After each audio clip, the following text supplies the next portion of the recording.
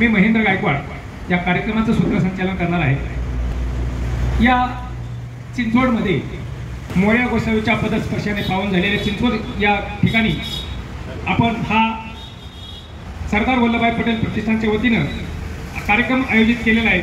जागतिक क्रीडा स्पर्धा आणि आजचा भारत या कार्यक्रमाचं आयोजन प्रतिष्ठानच्या वतीने केलेलं आहे। मी सर्वांचं सहर्ष स्वागत करतो आणि या ठिकाणी आपल्याला लाभलेले मान्यवरांना मी विनंती करतो। आजचे मान्यवर माननीय वसंत ठोंबरे सर, माजी क्रीडा अधिकारी बाजारत्व लिमिटेड यांना विनंती करतो की आपण व्यासपीठावर यायचे। त्याचप्रमाणे माननीय विश्वास सोहनी सर, माजी सेक्रेटरी जानकी देवी ग्रामविकास संस्था आकुर्डी यांना सुद्धा विनंती करतो की आपण या व्यासपीठावर यायचे।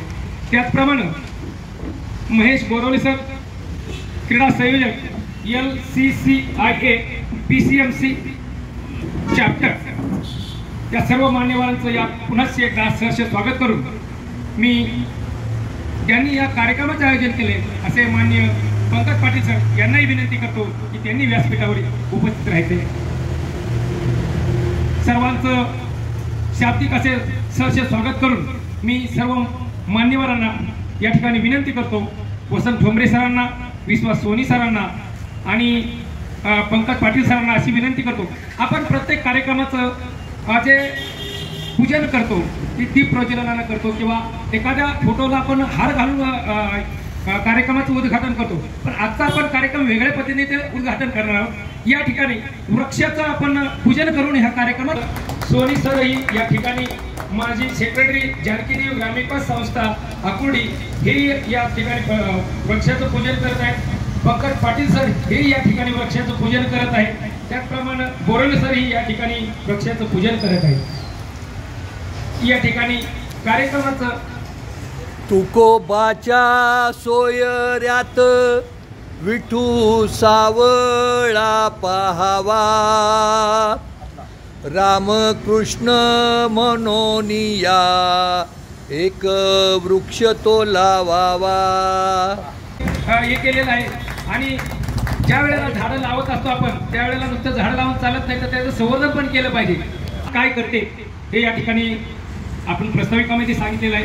पाहुण्यांचा या ठिकाणी आपण सन्मान करणार आहोत। मी घोरपडे सरांना या ठिकाणी विनंती करतो की आजच्या कार्यक्रमाचे अध्यक्ष माननीय वसंत ठोंबरे सर यांचा सन्मान घोरपडे सरांनी करावा अशी मी त्यांना विनंती करतो।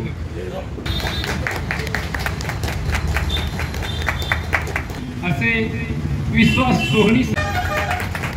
भारत माता की वंदे। हे प्रतिष्ठान छोटे छोटे कार्यक्रम, मोठे कार्यक्रम सर्व आयोजित करत असतात आणि पिंपरी चिंचवड, पुणे, महाराष्ट्र आणि महाराष्ट्राच्या बाहेर सुद्धा हे प्रतिष्ठान काम करत असतं। मोस्टली म्हणजे गुजरात ह्या भागामध्ये सुद्धा मंडळाचं काम खूप आहे आणि आपल्या प्रतिष्ठानचे अध्यक्ष श्री पंकजजी पाटील हे या प्रतिष्ठानच्या कामामध्ये खूप मोलाचा वाटा आहे, कारण की हे प्रतिष्ठान उच्चस्तरीय याच्यावर काम करतं। आपण आता सरदार वल्लभभाई पटेल यांच्या सर्व जीवनपटावर आपले सरदार वल्लभभाई पटेल प्रतिष्ठानचे अध्यक्ष सर्व त्यांचा अभ्यास झालेला आहे आणि त्याच्यावर ते पुस्तकही लिहिलेले आहे आणि नवीन आवृत्तीही निघालेली आहे। त्याच्यामुळे हे प्रतिष्ठान खूप वरच्या लेवलला काम करतं आहे हे मी सांगू शकतो। त्यांच्या वतीनं हा अतिशय सुयोग्य कार्यक्रम या ठिकाणी आयोजित केला, त्याबद्दल मी सर्व संयोजकांचे आभार मानतो। मित्रांनो, सरदार वल्लभभाई पटेलांचे आपल्या देशावर खूप मोठे उपकार आहेत, ते तुम्हाला सगळ्यांना माहिती, म्हणून त्यांचं नाव आपण त्या ठिकाणी दिलेलं आहे। थोडीशी चूक झाली नसती तर सरदार वल्लभभाई पटेल हे भारताचे पहिले पंतप्रधान झाले असते। असो हा इतिहास आहे। मला जो विषय दिलेला आहे की जागतिक स्तरावरचे खेळ आणि भारत कुठं आहे, माझ्या संवादाची सुरुवात एक प्रसंग मी तुम्हाला सांगतो। साधारणपणे 10 वर्षापूर्वी मी महाराष्ट्र शासनाचा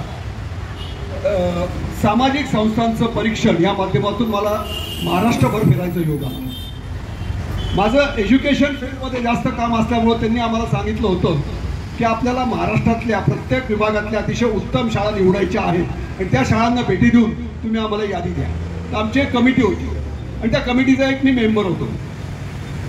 आम्हाला साधारणपणे विदर्भ आणि मराठवाडा हा जो विभाग आहे हा आम्हाला दिला होता आणि प्रत्येक शाळेमध्ये जाऊन शिक्षकांशी संवाद, मुलांशी संवाद हा आमचा कार्यक्रम आणि त्याचबरोबर ती शाळा आदर्श आहे का, तिथं काय काय सोयी आहेत, मुलांवर कसे संस्कार होतात, शिक्षण कसं दिलं जातं. खेलो इंडिया नावाची त्यांनी यंत्रणा उभी केली. आपल्याकडं ऑलिम्पिक राष्ट्रीय स्तरावर भरपूर खेळाची प्रसिद्धी केली जाते, परंतु तुम्ही जर बघितलं की या खेळामध्ये उत्तर भारतीयांचं अतिशय चांगलं प्रभुत्व आहे. म्हणजे ते राजकारणाबरोबर खेळामध्ये सुद्धा राजकारण करतात आणि मग आपल्यासारखे महाराष्ट्रासारखे देश हे राज्य भरडले जातात. कुस्ती ह्या प्रकारचं अतिशय चांगलं उदाहरण आहे की आपल्याकडे इतके चांगले पैलवान असताना सुद्धा ते जेव्हा ऑलिम्पिक आणि दुसऱ्या स्पर्धांमध्ये जातात तेव्हा त्यांना तिथं डावललं जातं. तर हा टॅलेंट हंट जो आहे ना तो 2014 मध्ये सुरू झाला आणि खेलो इंडियाच्या माध्यमातून एक कमिटी स्थापन झाली आणि त्या कमिटीला सूचना देण्यात आल्या की तुम्ही फक्त ग्रामीण भागामध्ये जाऊन, आदिवासी भागामध्ये जाऊन, दुर्गम भागामध्ये जाऊन तुम्ही फक्त नैसर्गिक क्षमता असलेले खेळाडू निवडायचे आणि त्याचे परिणाम आपल्याला आता दिसायला लागलेले आहेत.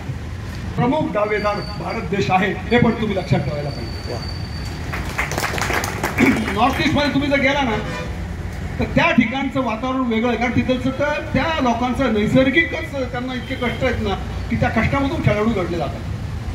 मग तिथं वेट लिफ्टिंग असेल किंवा हॉकीचे प्लेयर असतील किंवा वेगवेगळे प्रकार आहेत. धनुर्विद्या हा जो प्रकारांनो मी ज्या ज्या शाळेमध्ये गेलो त्या शाळेमधून एकाही विद्यार्थ्यांकडून मला खेळाडू व्हायचं असं कधी प्रश्न त्यांनी मला दाखवला माझ्या डोक्यामध्ये, कारण मी स्वतः खेळाडू आहे. कोमरे सर आणि आम्ही 50 वर्ष एकत्र काम केलेलं आहे. ते राष्ट्रीय स्तरावरचे कुस्तीगीर आहे. मी साधारणपणे रणजी लेवलपर्यंत क्रिकेट खेळलेलो आहे. तर आम्हाला क्रिकेट म्हणजे खेळाची ही आवड पहिल्यापासूनच, आजही मी ती आवड जपलेली आहे. पण त्यावेळेस विदर्भ मराठवाड्याचा विषय सोडा, पण मी इतर ठिकाणी जेव्हा फिरतो तेव्हा सुद्धा माझे हेच प्रश्न असतात की बुवा तुमची आवड काय, तुम्हाला काय व्हायचंय. दुर्दैव म्हणा किंवा आपल्या प्रशासकीय यंत्रणेमधला एखादा हा आपण दुरावा म्हणतो असं म्हणतो, परंतु खेळाला महत्त्व लोक का देत नाही याचा जेव्हा मी विचार करायला लागलो त्यावेळेस माझं असं लक्षात आलं की ही मानसिकता आपल्याला बदलायची असेल तरच ह्या उत्तरामधून आपल्याला एक तरी विद्यार्थी मिळेल की मला खेळाडू व्हायचं. या सगळ्या याच्यामध्ये 10 वर्ष गेलेले आहेत. आजही परिस्थिती फारशी सुधारलेली असं मला वाटत नाही, परंतु आपल्याकडे अनुकूल परिस्थिती काय की आपला देश खूप मोठा आहे. 140 कोटीची आपली लोकसंख्या आहे. आपल्याकडं आदिवासींची संख्या खूप मोठी आहे. आपल्याकडं ग्रामीण भाग खूप मोठा आहे आणि ह्या आदिवासी आणि ग्रामीण भागामध्ये अतिशय चांगल्या पद्धतीचं टॅलेंट आहे असा माझा स्वतःचा अभ्यास आहे.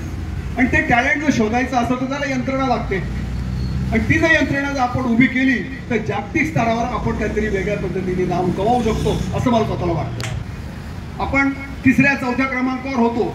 माझ्या मते हा 3रा आणि 4था क्रमांक सुद्धा वाईट नाही, कारण आपला 70 वर्षामध्ये खेळाला महत्त्व देण्याची सुरुवात आता साधारणपणे आता 14 पासून सुरुवात झाली. मी बाकीच्या कोणालाही दोष देणार नाही, परंतु 50 वर्षापूर्वी काय सुविधा होत्या हो. आम्ही क्रिकेट खेळतो तेव्हा आम्ही बूट म्हणजे तुझी मॅच जर उद्या असेल तर तू मला आज बूट दे, मी तुझे बूट घालून खेळतो. सुविधा अजिबात नव्हत्या, परंतु अंगामध्ये जिद्द होती, जिगर होती आणि काहीतरी वेगळ्या पद्धतीने समाजामध्ये उभं राहायचं आणि खेळामध्ये नाव कमवायचं हे तेव्हापासून आमच्या डोक्यामध्ये होतं. मग हा जो टॅलेंट हंट आहे ना हा माझ्या दृष्टीने खूप महत्त्वाचा आहे. टॅलेंट हंट बरोबर काय माहिती आहे का की आपल्याकडं नैसर्गिक क्षमता जास्त आहे, ती शोधण्याचं काम आता चालू आहे. परंतु हे सगळं करत असताना हे कुठंतरी एकत्रीकरण झालेलं आहे. मग हे एकत्रीकरण कुठं झालेलं आहे? दिल्ली, पंजाब, राजस्थान या भागामध्ये. परंतु आपला महाराष्ट्र त्याच्यामध्ये फारसा मागं नाही आहे. आपल्याकडं ज्ञान प्रबोधिनीसारखं तुम्ही निगडीची ग्राम प्रबोधिनी शाळा बघा, तिथं बघा त्या ठिकाणी राष्ट्रीय स्तरावरचे खेळाडू तयार करण्याचं काम आजही चालू आहे आणि त्यांचं पुस्तकाव्यतिरिक्त क्रीडा संकुल आहे. आणि त्या क्रीडा संकुलामध्ये मी आणि डोंगरे सर तिथं गेलो होतो. तिथं धनुर्विद्येपासून सगळ्या खेळाडूंवर लक्ष केंद्रित केलं जातं. 2014 ते आत्तापर्यंत 2025 हा पिरियड खूप छोटा आहे, परंतु मला सांगायला आनंद होतो की आपल्या केंद्रीय बजेटमध्ये खेळासाठी पूर्वी जेवढी बजेटमध्ये तरतूद नव्हती त्याच्या डबल तरतूद ह्या आपल्या आताच्या बजेटमध्ये केली गेलेली आहे, ते मिळवलेली आहे. याचा विचार करण्यासाठी बोलतोय. भारतापेक्षा म्हणजे महाराष्ट्रापेक्षा छोटे असलेले देश 10, 15, 16 पदकं मिळवतात. त्याचं कारण काय? तुम्ही जर आफ्रिकन कंट्रीचा जर विचार केला ना तर आफ्रिकन कंट्री त्या खायला महाग आहे, परंतु त्यांच्याकडे नैसर्गिक क्षमता खूप मोठी आहे. त्या म्हणतात की आमच्याकडे आम्हाला खायला नसेल, परंतु आम्ही आमच्या नैसर्गिक क्षमतेच्या जोरावर त्यांनी ठरावे. तुम्ही बघा रनिंगमध्ये तुम्हाला सगळे आफ्रिकन लोक दिसतील.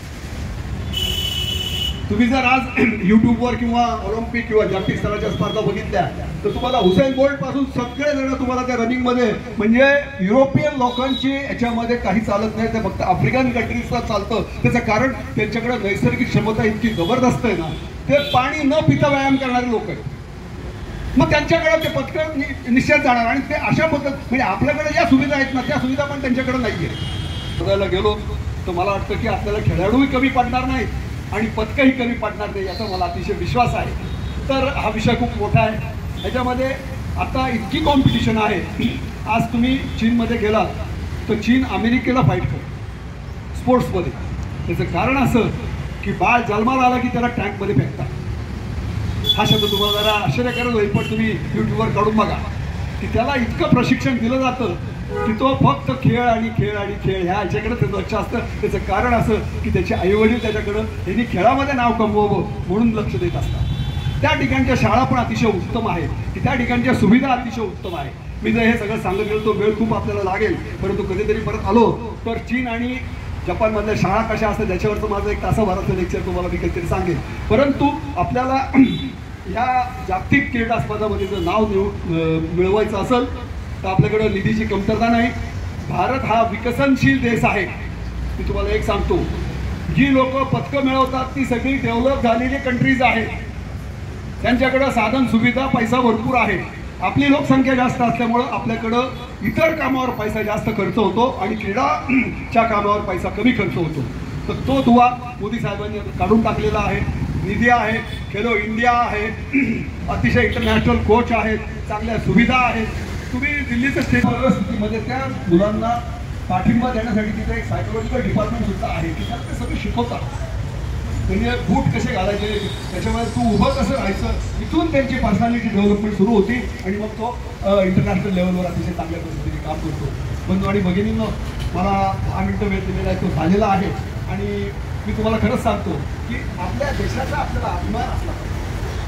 आपण या जागतिक स्तरावर खूप मोठ्या पद्धतीने नाव कमवलेलं आहे. जागतिक स्तरावर आपलं नाव घेतलं जातं हे आपण कायम लक्षात ठेवलं पाहिजे. म्हणजे जागतिक क्रीडा स्पर्धा आपण 3ऱ्या 4थ्या पहिल्या 10 मध्ये आलो तरी मला खूप आनंद होतो, कारण इतकी मोठी ती स्पर्धा असते, सगळ्या क्रमांकावर असतं. त्याचं कारण असं आहे की मुलगा जन्माला आल्यापासून त्याला प्रशिक्षण दिलं जातं. चीन आणि जपानमध्ये फक्त खेळांच्या शाळा आहेत.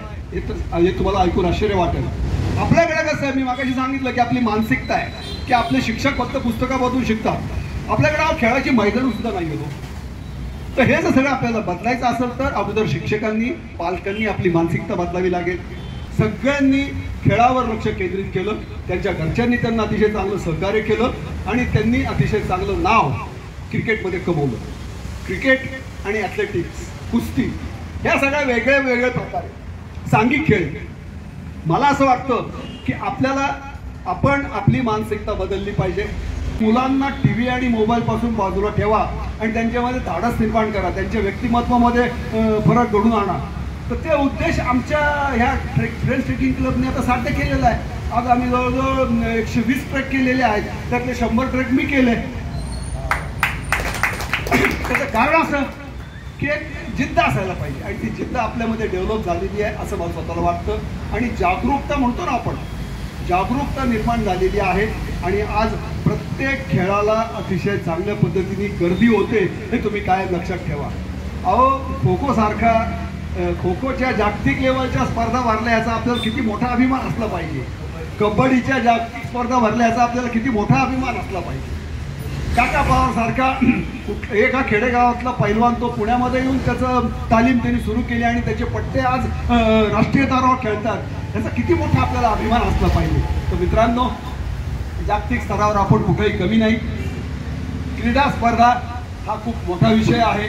आणि त्या पद्धतीने आपली वाटचाल होत आहे असं मला स्वतःला वाटतं. आणि तुम्ही बघा प्रत्येक ह्याच्यामध्ये राष्ट्रकुल असेल, ऑलिम्पिक असेल, राष्ट्रीय स्पर्धा असेल, आपल्या राष्ट्रीय स्पर्धेमध्ये आज महाराष्ट्र पहिल्या दुसऱ्या स्थानावर आहे. पॅरा ऑलिम्पिकमध्ये राष्ट्रीय स्पर्धेमध्ये आपल्या महाराष्ट्राने 23 पदकं मिळवली.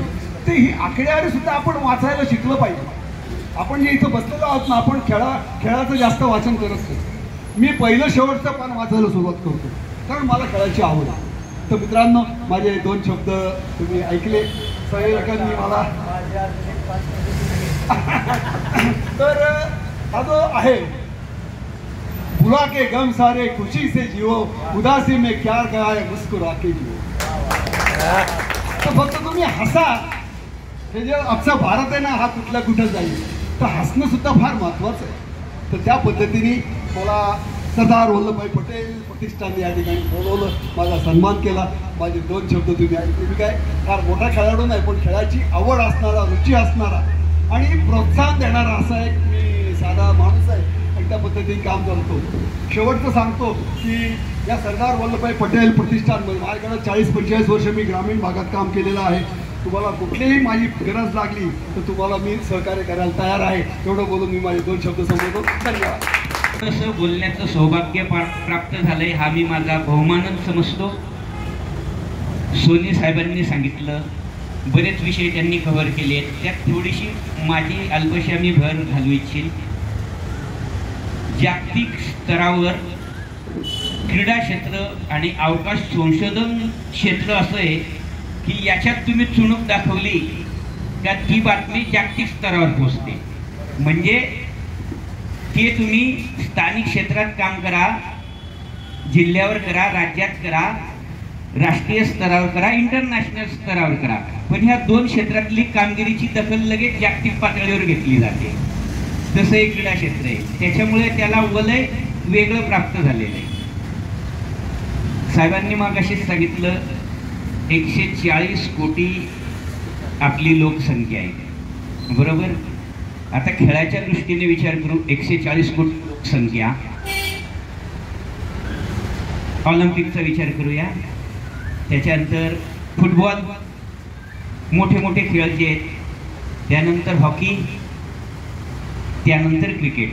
हे जास्त 4 खेळ जे आहेत त्यांचं आंतरराष्ट्रीय पातळीवर दखल घेतली जाते. सगळ्यांचीच दखल घेतली जाते कारण ऑलिम्पिक हा सगळ्या खेळांची मेन जननी आहे. सर्व राज्य मिळून वेगवेगळ्या खेळांवर जेव्हा लक्ष केंद्रित होईल आणि यातून राष्ट्रीय स्तरावरचे, आंतरराष्ट्रीय स्तरावरचे जेव्हा खेळाडू भरेल त्यावेळेस खऱ्या अर्थाने विकास होत जाईल. अजून दुसरा एक खेळ असतो, त्यालाही खूप महत्त्व दिलं जातं. आता हे सगळे विकसित देशांमध्ये जास्त चालतं, बरोबर आहे. आपली लोकसंख्या जरी असली तरी त्या मानाने तेवढे आपण विकसित झालेलो नाहीये. मोदीजींनी केले बरेच प्रयत्न. लॉन टेनिस बाबत विचार करूया आपण.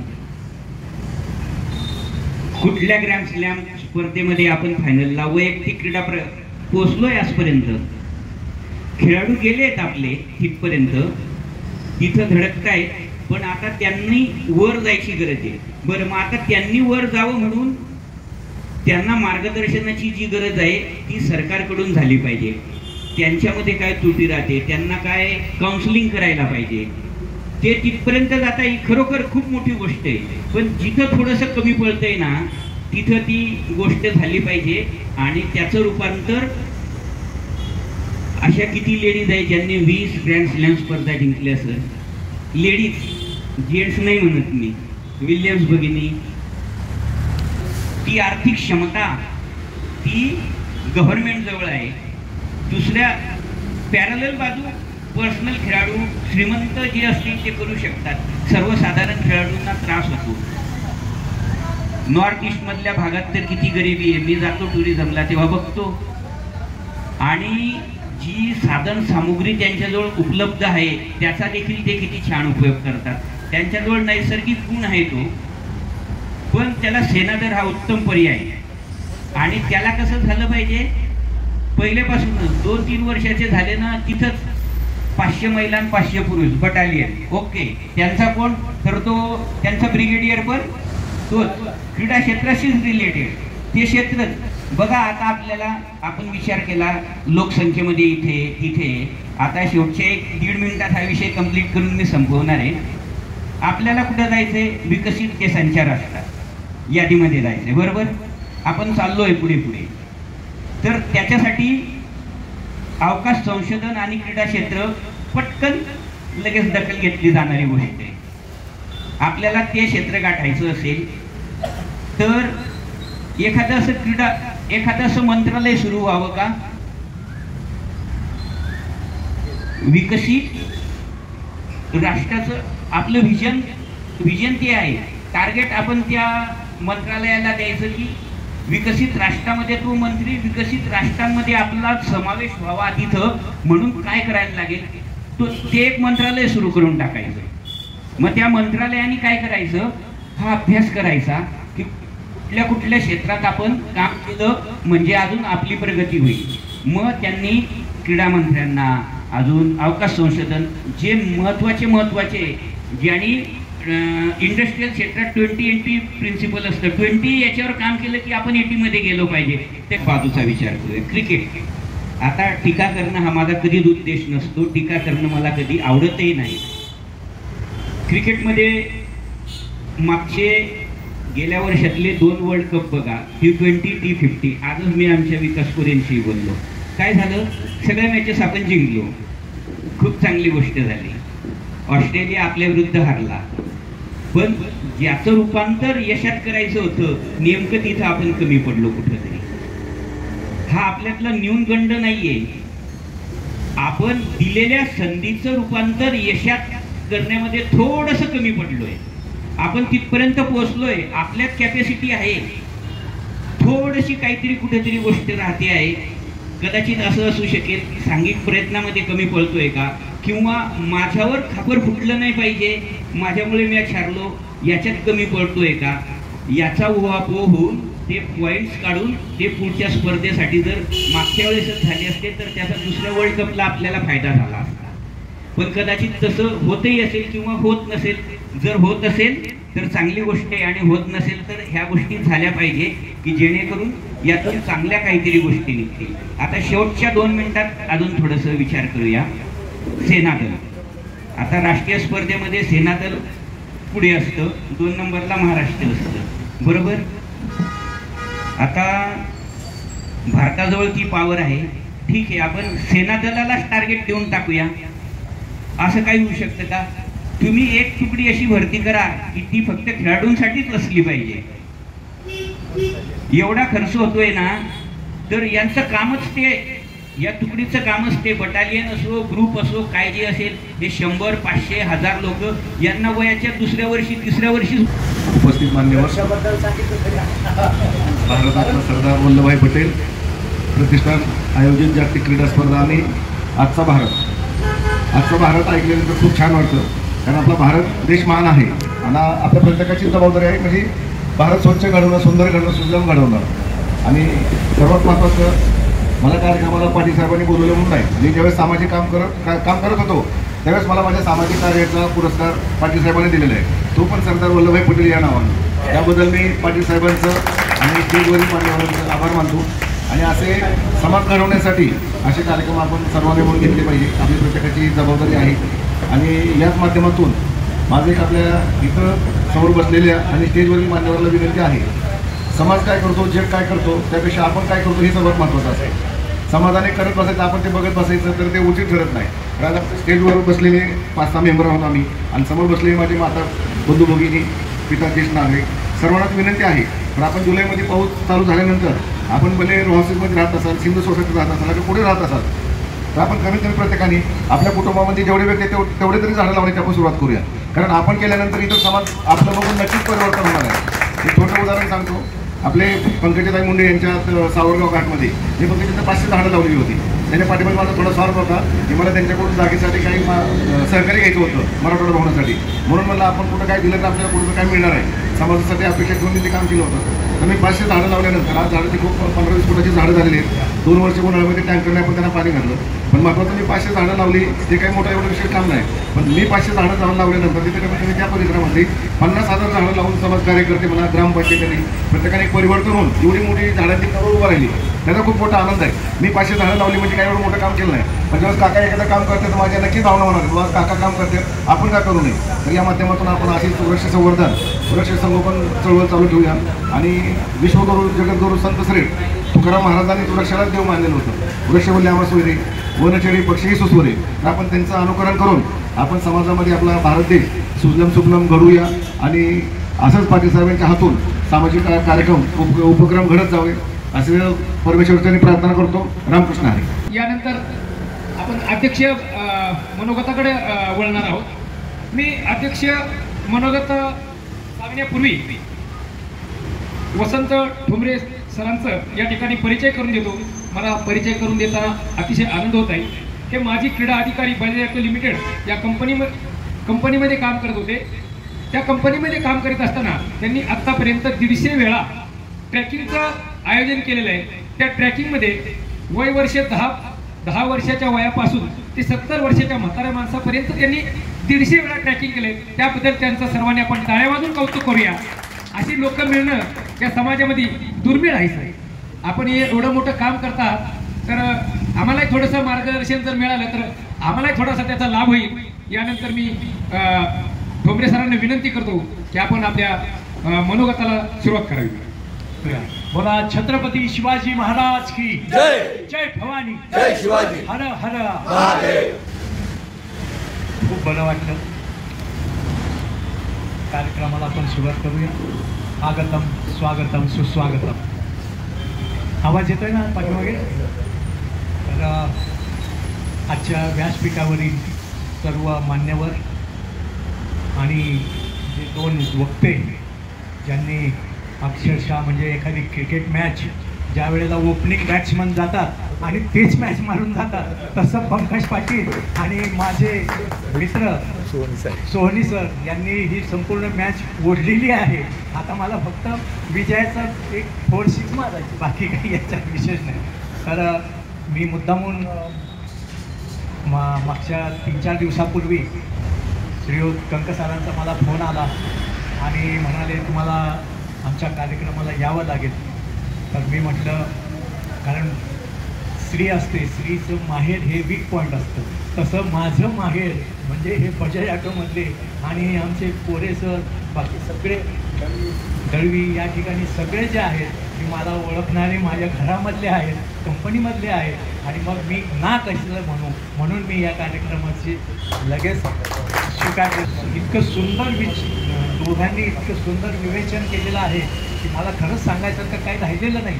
तरी पण जेवढं सांगता येईल तेवढं मी प्रयत्न करतो. तर त्यामध्ये 2 गोष्टी सगळ्यात महत्त्वाच्या आहेत. पहिली गोष्ट, आजच्या या कार्यक्रमामध्ये आपण सर्वजण उपस्थित आहात.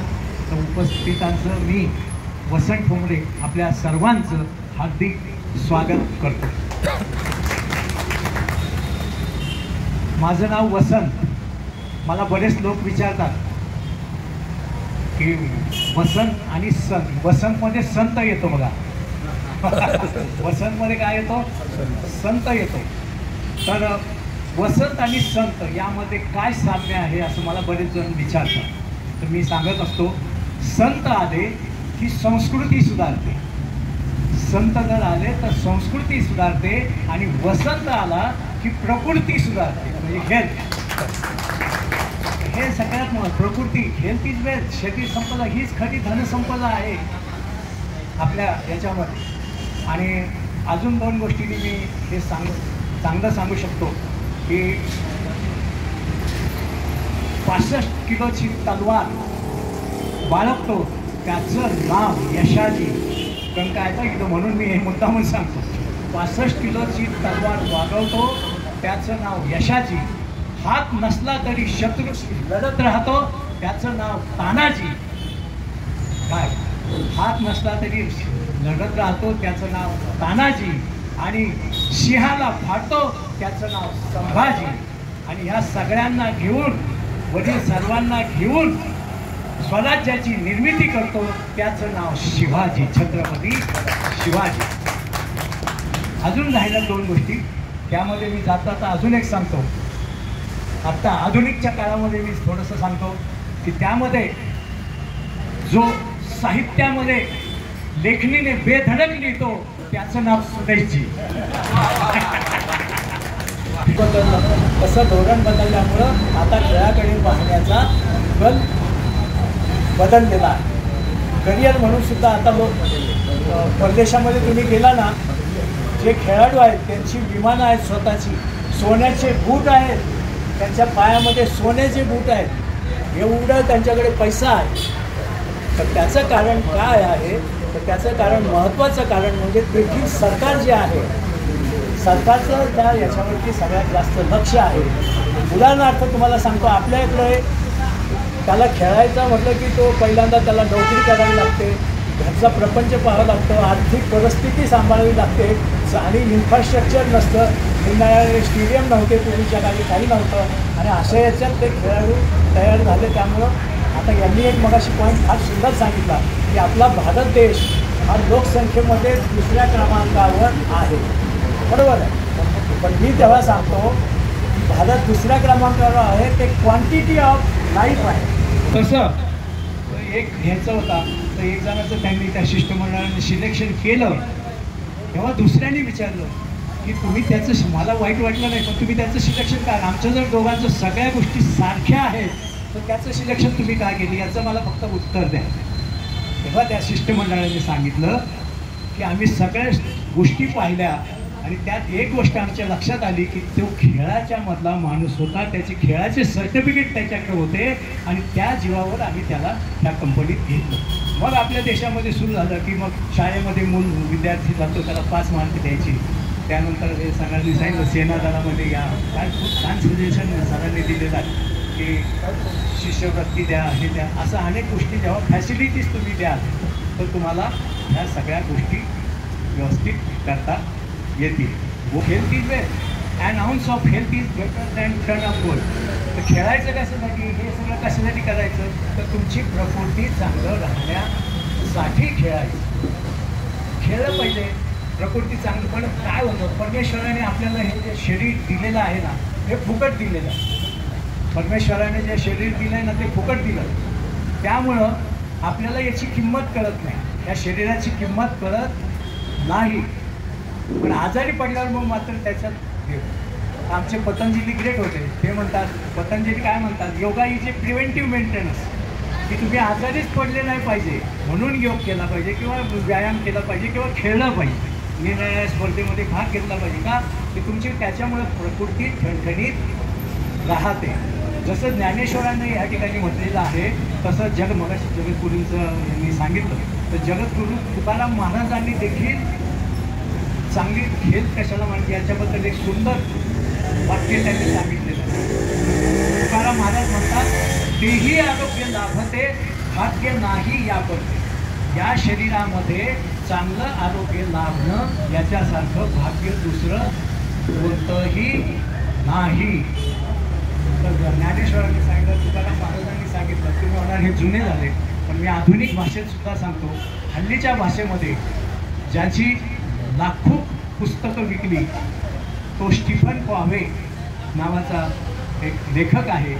त्या लेखकाने 7 habits of highly effective people नावाचं एक पुस्तक लिहिलं. 7 habits of highly effective people.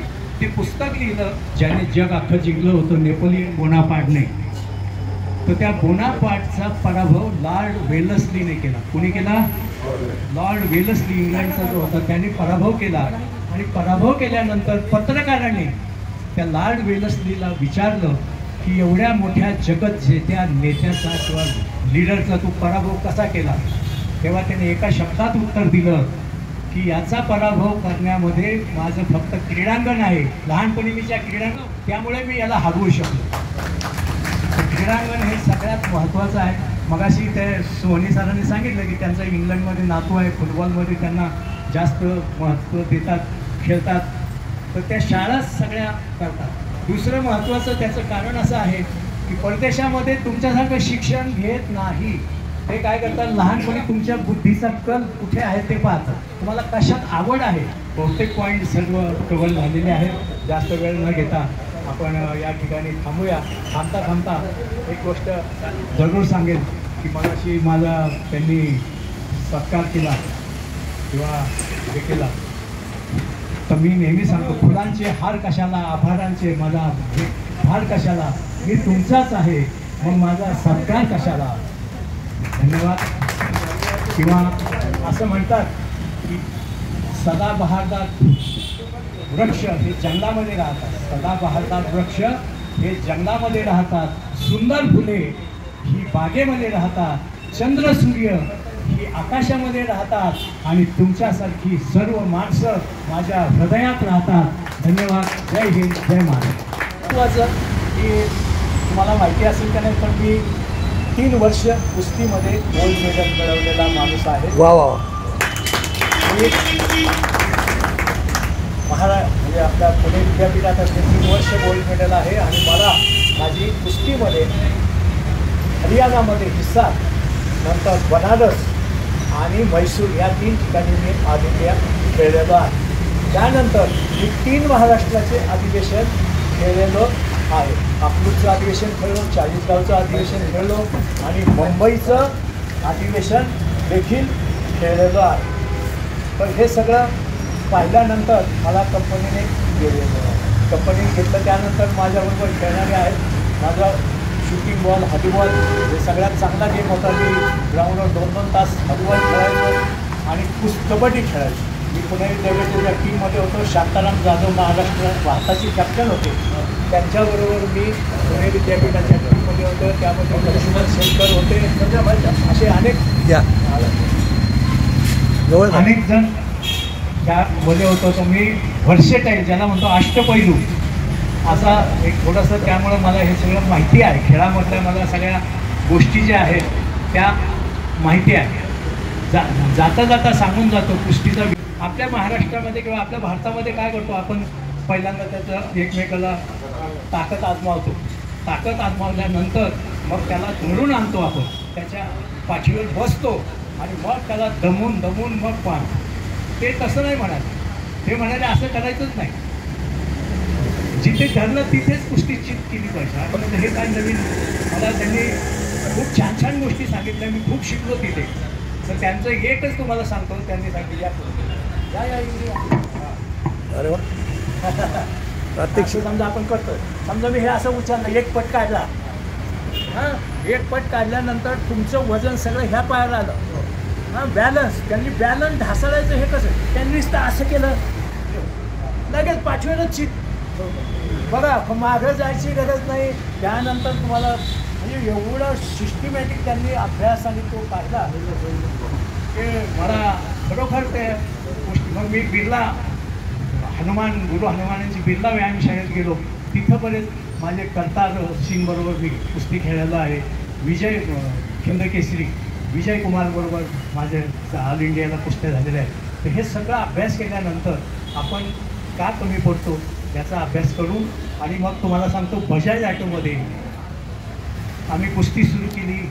मी जठार साहेबांना जठार साहेब तुम्हाला माहिती असते, मी जठार साहेबांना म्हटलं की साहेब मला फक्त तुम्ही गाद्या आणून, मी पुढच्या वर्षी, ह्या वर्षी दुसरा नंबर, पुढच्या वर्षी पहिलाच नंबर आणून देईन. ते म्हणाले हो. आणि त्यांनी मला त्यावेळेला 30,000चे गादे आणून दिले. जठार साहेबांनी 30,000च्या गाद्या आणून दिल्या आणि त्या गाद्याचा उपयोग एवढा झाला की 10 वर्ष आम्ही विजेतेपद मिळवलं. 10 वर्ष भले आहे. आणि टाटा मोटर्स, बजाज हे जसे भारत पाकिस्तान प्रतिस्पर्धी असायचे, किल्ल्यावर चढण्याची हिंमत फक्त वाऱ्याच्या झोतालाच आणि उतरण्याची हिंमत फक्त पाण्याच्या धारेलाच. तू 50 लोक घेऊन गेला, मला तुझा 7 अभिमान आहे, असं बाबासाहेब पुरंदरेंनी म्हटलं. आणि चिंचवड गावामध्ये ज्या वेळेला ते आले, त्यांनी मोराळे गोसावीच्या आपल्या जे असतं यात्रा करायचे, तर त्या ठिकाणी मला मोठा सोहळा, तर त्या ठिकाणी मला 5,000 लोकांसमोर मोराळे गोसावी पुरस्कार दिला असेल. आणि तो किल्ला एवढा आवडेल. तुम्ही जर जैत्री जय पिक्चर पाहिला असेल, जैत्री जय पिक्चरमध्ये त्याचं सांगितलेलं आहे लिंगोबाचा डोंगर आभाळी गेला, लिंगोबाचा डोंगर आभाळी गेला, ठाकर गडी तिथं कधी नाही गेला, ठाकर गडी तिथं कधी नाही गेला, ठाकराचं पोर हाती धरी दोर. असं सुंदर गाणं या पिक्चरमध्ये आहे. ते मला सांगायचं राहून गेलं. धन्यवाद. पुरस्कार भारत सरकार यांचं या ठिकाणी आगमन झालेलं आहे. आपण टाळ्या वाजून त्यांचं या ठिकाणी कौतुक करूया. आणि मी लक्ष्मण शिंदे यांना विनंती करतो की आपण पवार साहेबांचा या ठिकाणी सन्मान करावा.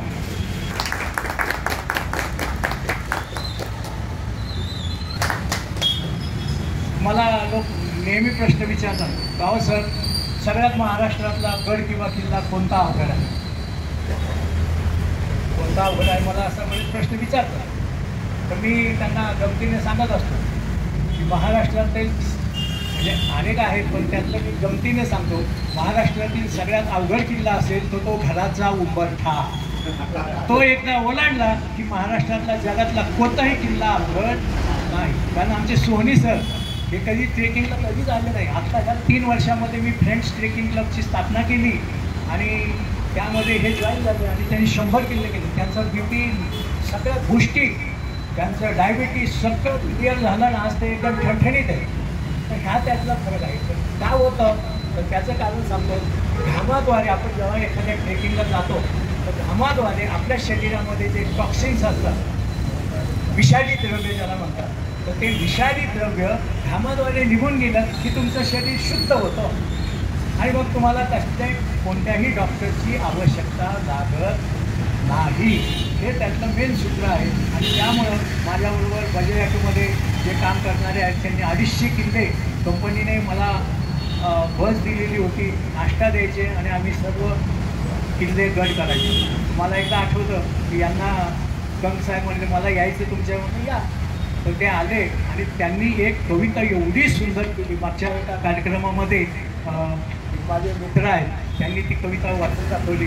कधी वेळ मिळाला तर त्यांच्याकडनं ती कविता जरूर, की मला जे अनुभव येतात ते प्रगट करणं किंवा ते साहित्यात किंवा कवितेत सांगणं ही सोपी गोष्ट नाही. ते त्यांनी केलेलं आहे. दुसरं महत्त्वाचं की आपली ही संताची भूमी आहे. पिंपरी चिंचवड जी आहे ही संताची भूमी आहे.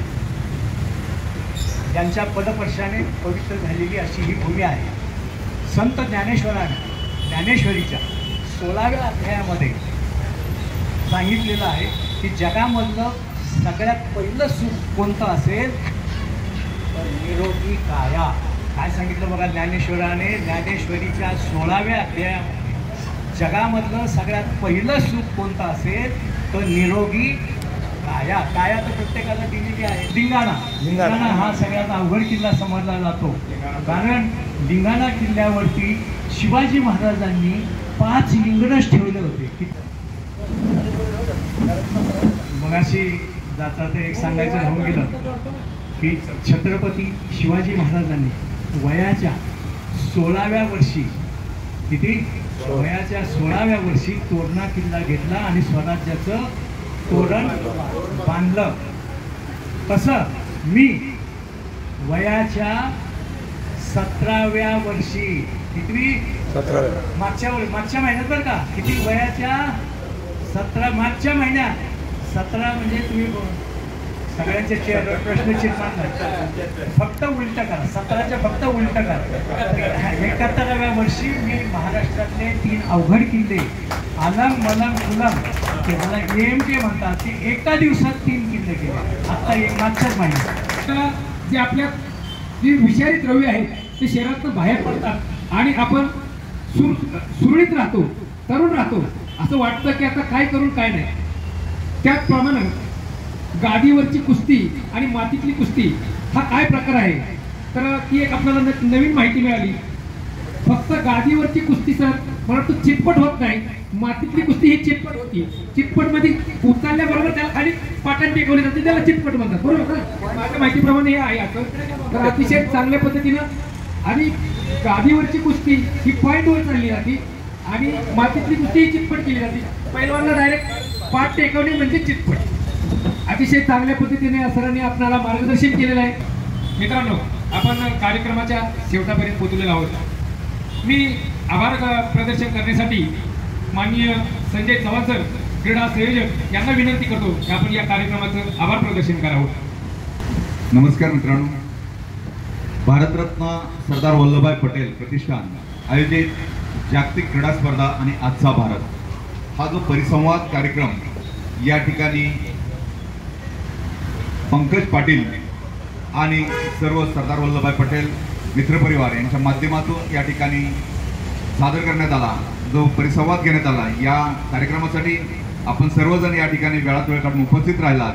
त्याचबरोबर आमचे मित्र आणि या कार्यक्रमाचे अध्यक्ष माननीय वसंतरावजी ठोंबरे सर या ठिकाणी खूप वेळात वेळ काढून या ठिकाणी उपस्थित राहिले. त्यांचंही मी या ठिकाणी खूप खूप असं स्वागत करतो आणि आभारी मानतो.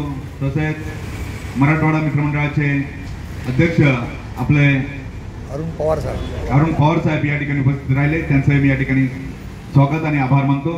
तसेच गुणवंत परिस्थितीचे अध्यक्ष माननीय प्रकाशरावजी घोरपडे या ठिकाणी उपस्थित राहिले. त्यांचाही मी या ठिकाणी आभार मानतो. तसेच माननीय विश्वास सोनी साहेब जे काही पर्सनल कामानिमित्त गेले आपल्या इथून, तर मी त्यांचंही या ठिकाणी हार्दिक आभार मानतो. तसेच आपण सर्वजण या ठिकाणी वेळात वेळ काढून उपस्थित राहिलात, कार्यक्रमाची शोभा वाढवली. तसेच हा कार्यक्रम यशस्वी करण्यासाठी ज्ञात अज्ञात व्यक्तींनी ज्यांनी कोणी सहकार्य केलं असेल त्या सर्वांचं मी सरदार वल्लभभाई पटेल प्रतिष्ठान यांच्या माध्यमातून या ठिकाणी आभार मानतो.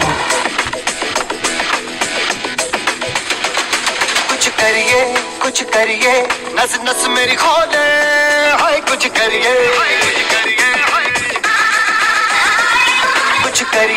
कुछ करिए बस बस बड़ा बोले, अब कुछ करिए.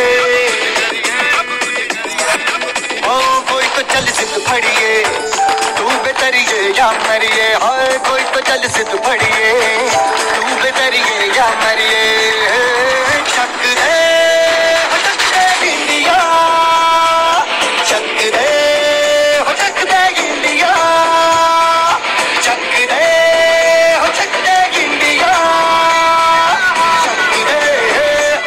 दे इंडिया.